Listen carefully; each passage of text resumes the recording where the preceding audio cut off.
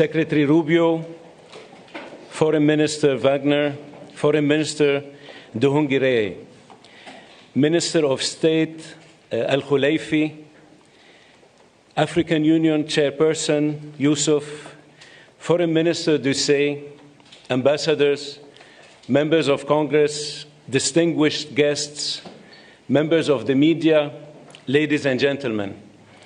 Thank you for joining for the historic signing of a comprehensive peace agreement between the Democratic Republic of the Congo and the Republic of Rwanda. In a moment, Secretary Rubio and the foreign ministers of the DRC and Rawanda will sign an agreement that builds on the Declaration of Principles signed here on April 25th. With their signatures, the peace agreement will enter into force, bringing an end to a 30-year conflict and setting both countries and their people on a path towards peace and prosperity. This would not be possible without the leadership and vision of President Trump. He has made peace a priority of his administration, and we have taken up his call to find a peaceful resolution to this conflict. I would like to recognize the tireless work that both foreign ministers and their teams put into reaching this agreement. I would also like to recognize the partnership from the government of Qatar, who is driving towards a parallel agreement between the government of the DRC and the M23 armed group. In addition, I would like to acknowledge that the work done under the auspices of the African Union was critical for reaching this agreement. We look forward to coordinating with the AU chairperson and Togolese president, who is serving as the AU facilitator, to ensure implementation of the agreement. Finally, I would like to recognize the team here at the Department of State who facilitated the discussions and helped guide both sides towards this agreement. I will now turn to Secretary Rubio for opening remarks. Thank you, and I'm honored all of you are here today. I'm honored to be joined by my counterparts from the Democratic Republic of Congo and from Rwanda, and the hard work you both put in to make this happen. This was not easy, and there's still work to be done, obviously, in terms of implementation, but we're very honored you're both here, and it's been an honor to work with both of you. We have a lot of people to thank. Obviously, the great team here at the Department of State who did a great job, Mr. Bulos, who did a phenomenal job. He's been on the job now about 10 weeks, and he's jumped all over this and really worked it hard, and you did a great job, and we are grateful to you for all of your work. Obviously, this could not have happened without such close friends and partners in the African Union and in Qatar, who we're working a lot lately with Qatar. We're doing a lot of things with you guys, and you've been very instrumental in the African Union. Without you, this couldn't have happened. I mean, you may put everybody together. I do want to recognize my what I say, former colleagues. It wasn't 6 months ago, I was still a senator, but they're here now, Senators Rounds and Risch. Senator Risch is the chairman of the Foreign Relations Committee and a very close friend of mine, and he's obviously watched this issue very closely. He's made it a priority. And Senator Rounds has been talking to me about this before I was even nominated to the position and even during the nomination process. And we have others who are not able to make it today that I also want to recognize, Senator Coons and Booker. There's been a lot of interest in this, and we're grateful to all of them. They were invited, but I guess you know, there's stuff going on in the Senate, as you know. And but we're grateful that both of you are here, and it's instrumental. This is you know, an important moment after 30 years of war. President Trump is a president of peace. He really does want peace. He prioritizes it above all else. We saw his intervention in the conflict between India and Pakistan. We saw his intervention most recently as a few days ago in a very dangerous war, right? A very dangerous war that could have really spiraled out of control, and his intervention made that possible. And there are other places that we want to see this, but we're very excited about this, and we can't wait to have the heads of state, the presidents of the respective countries here in Washington in a few weeks to finalize the complete protocol and agreement. But today is an important step in that direction, and we're grateful to be able to host it here at the Department of State. And just thinking, you know, we think sometimes about peace. It's not just about ending wars. It's about, and it's not just about saving lives. It's about allowing people to live. It's about allowing people to now have dreams and hopes for a better life, for prosperity, for economic opportunity, for family reunification, for all the things that make life worth living. Those things become impossible when there's war and when there's conflict. So we're grateful to have played the role we've played. We acknowledge and recognize there's still more work to be done. But we thank you all very much for being a part of this historic and important day. This is really why I wanted this job, or why I embraced this job so much, is moments like this. This is, in essence, the Department of State is really the Department of Peace. It's designed to bring people together, both in our relations with other countries, but to the extent we can use the stature and the influence of the United States to bring others together. It makes the world a better place. And I honestly believe that when there's peace in the world among friends who may have disagreements and conflict, it does help America. It does help make America stronger and safer and more prosperous. It gives us partners we can do business with. And partners that we can work with to address insecurity and threats to our national security and to our collective national security. So we are grateful to both of you. I know how hard this was and how much work went into it, and we know there's more work to be done.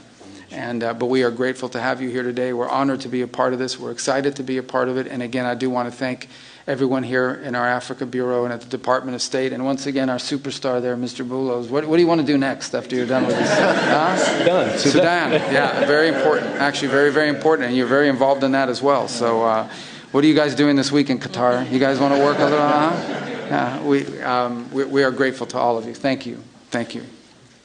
Thank you, Mr. Secretary. I now turn to the Foreign Minister of Rwanda for remarks.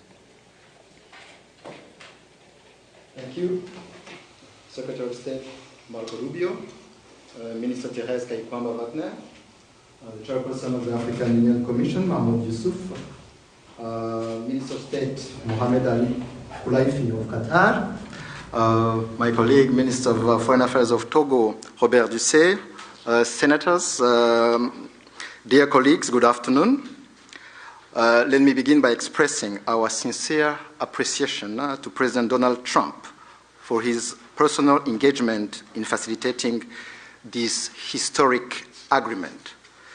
We also extend our gratitude to the Secretary of State, Marco Rubio, Special Advisor Masad Boulos, and the entire State Department team. Your dedication has been indispensable. This agreement is the product of months of coordinated efforts by multiple actors.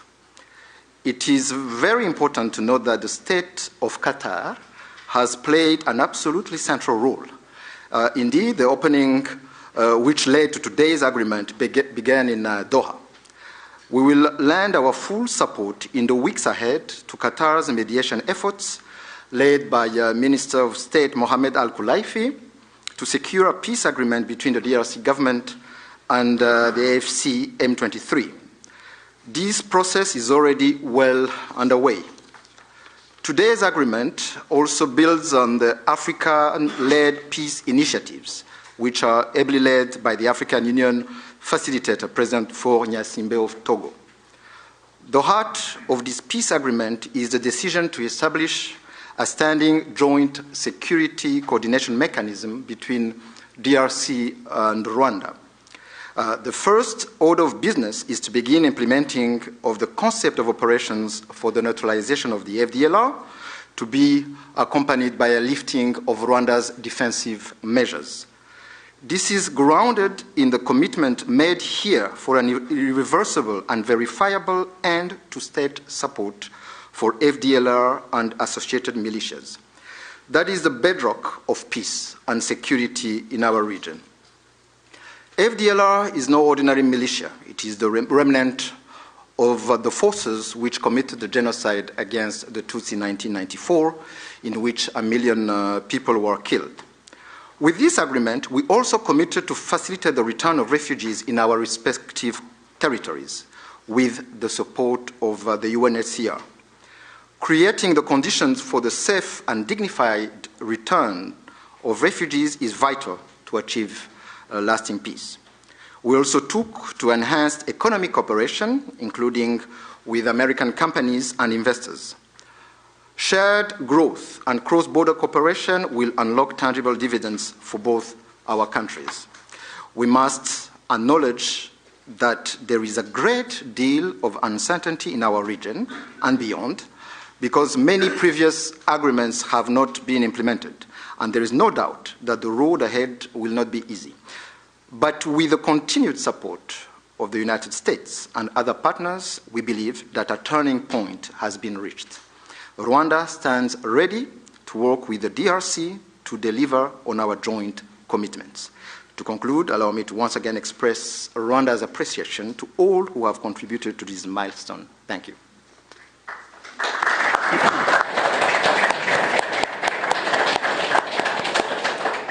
Thank you, Mr. Minister. I now turn to the Foreign Minister of the Democratic Republic of the Congo.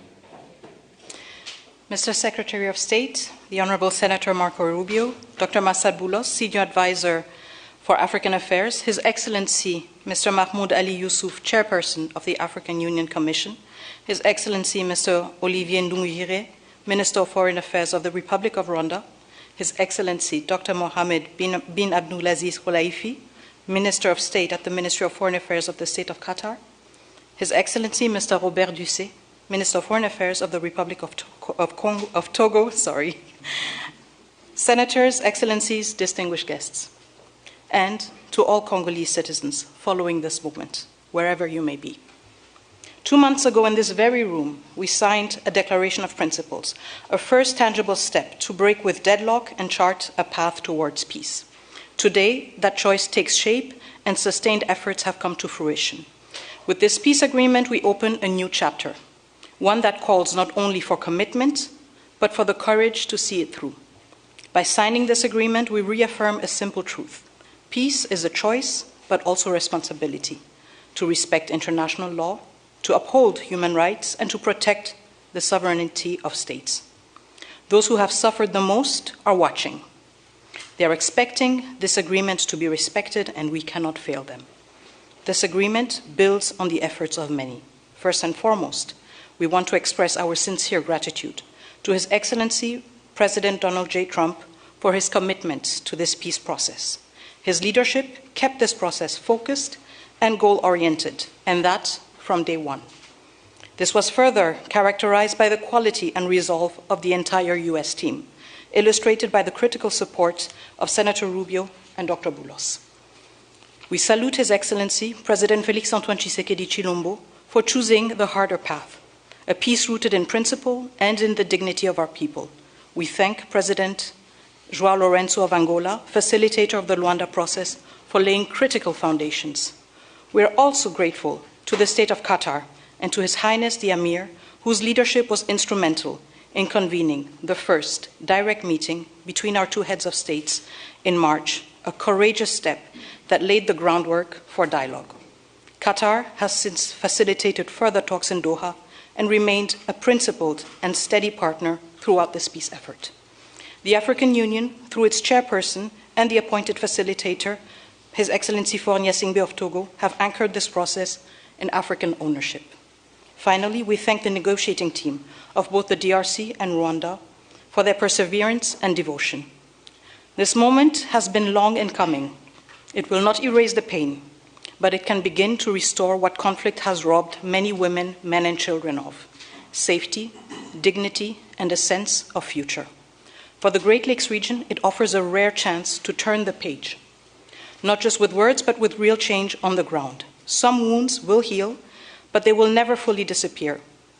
They may grow over, but the skin will forever remain thin and frail, and deep down, the flesh will still remember. At times, we will feel numb, and at others, we will feel a sudden pang that will remind us of what was lost forever. The scars we carry on our bodies and in our souls will remind us of what must never be forgotten, repeated, or accepted.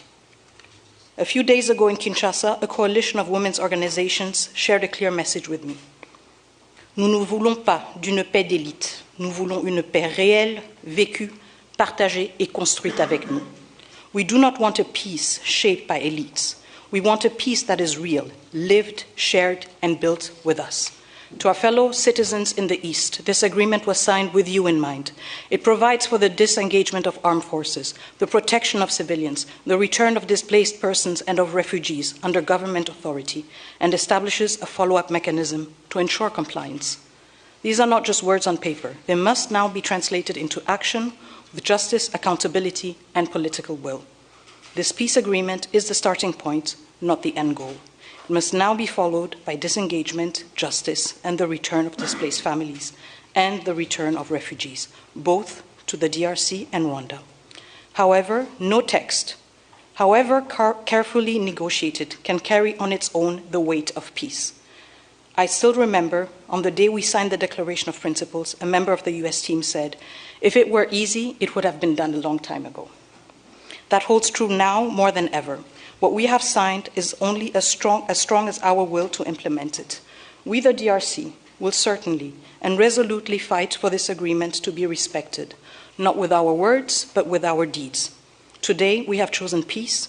What matters now is that we protect it and prove to our people and to the world that even in a region marked by deep scars, dignity and cooperation can prevail.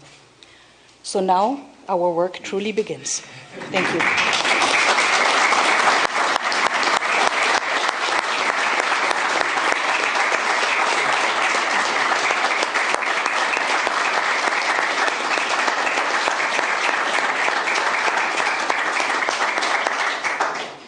Thank you, Madam Minister. It's now my honor to invite the parties to sign the peace agreement to be witnessed by Secretary Rubio.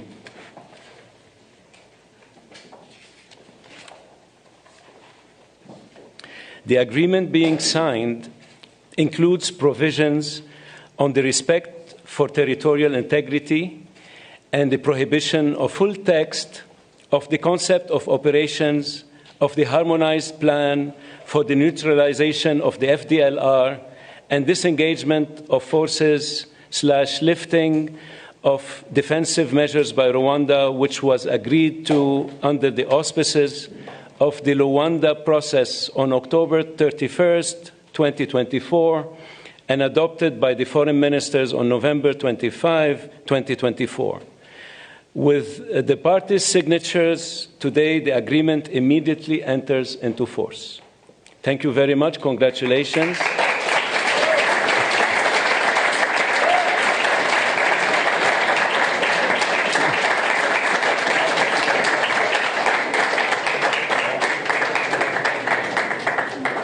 This concludes the proceedings.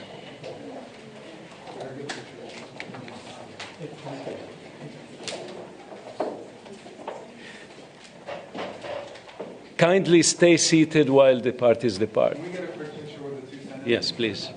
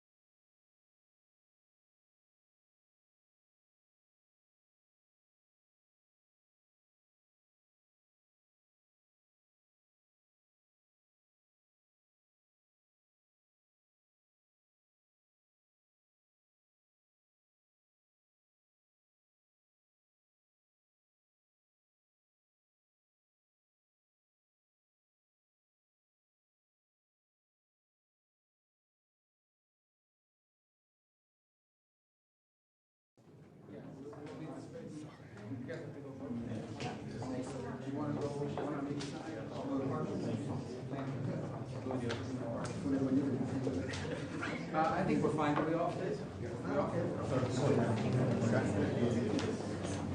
On me, sir. 1, 2, 3.